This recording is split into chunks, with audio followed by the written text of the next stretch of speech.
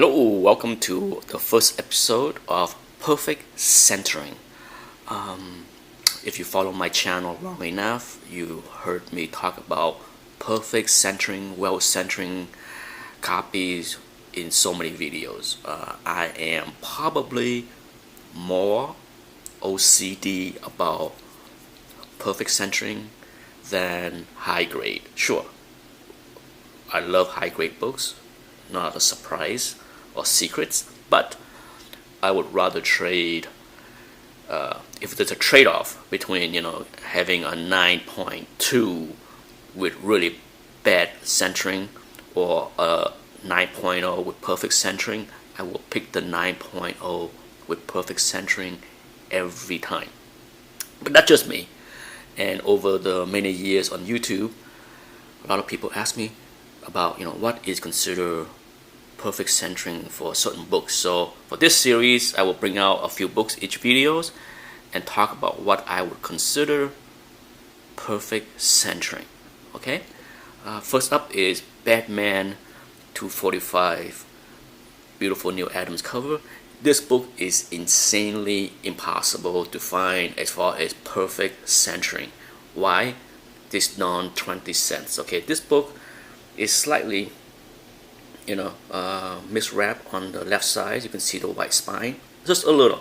If you can find a copy that is completely flush, then you will have the 20 cents that are not cut off, right?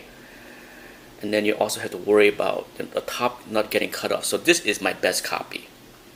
I have 3 or 4 copies of this book, as you can see here, and they all have the same issues. Okay, same issues with the 20 cents cutoff. And this one here, because when it comes down to perfect centering, we are talking more than just left and right, more than just horizontal. It has to be vertical too. So with the DC big circle, this one beautiful. Okay, no cut off, just like these over here, slightly cut off at the tip. So this one is so close. Only if it was about 1/8 of an inch or maybe even a quarter of an inch shift over to the left, then the 20 cents circle is perfectly there and not being cut off at all. It's just 1/8 of an inch or a quarter. But that's it for this copy. Next book up is this book.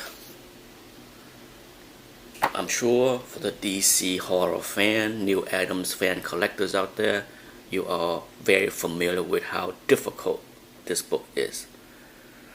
Holy cow.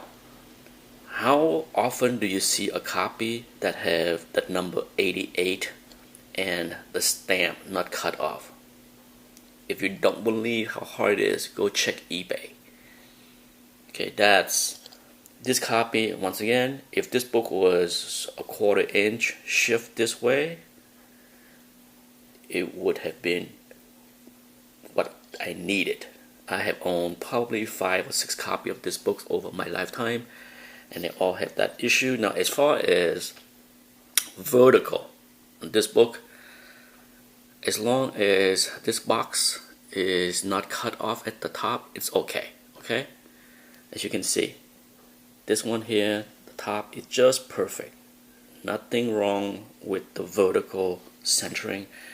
Unfortunately, the horizontal centering here is not perfect. Insanely hard to find a copy where the 88 cents is completely visible. Next up, another Batman 251. It's a curse for DC Bronx with these 20 cents and the DC circle to have perfect centering. Much like most Batman at this period, I strive to find a copy where the tip of the Batman is not cut off. So this one here is really nice. Okay, the DC circle is perfect right there. This one here is near perfect, near perfect. Look at that. It's slightly 1/16 of an inch cut off, but this is my best centering copy, also my worst copy. Okay, it's like a 3.5-ish with a big crease right here, tons of wears and tears. I have at the most, I think, own like 9 different copies of this book, and if you look, they all are not perfectly centered. This one here, as you can see, have the tip cut off. This one here is pretty close, okay, because you have the side, but then this edge is a little bit cut off and the tip is a little bit cut off. Now this one here, same thing. The side is almost perfect, and then the tip is slightly touched right there. Very hard book to find with perfect centering. Okay, like I said, it's not about high grade or not. Sure, some of these copies are really high grade, but an insanely hard book to find with perfect centering. Last but not least for this video is Giant Size X-Men 1. Now, I consider this copy perfect centering. It might not be super high grades, but look at this beautiful book. Now, what is considered perfect centering for Giant Size X-Men 1? First up, look at the spine. That black line is flush at the very edge. Look at that. That's gorgeous. Okay, that's flush. And then you have, of course, perfect straight line across, because the book is perfect center, so horizontally it's not crooked. And last but not least, Wolverine claws. Okay, so often you see a copy that has the claws slightly cut off. Okay, so that's most important. Whenever I look for Giant Size X-Men 1, the very first thing my eye look for is the claw. That's the very first thing. I jump down and look. If the claw is not cut off, that's great.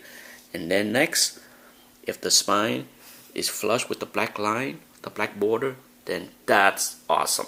Okay, so that's it. Hopefully people enjoyed this type of video.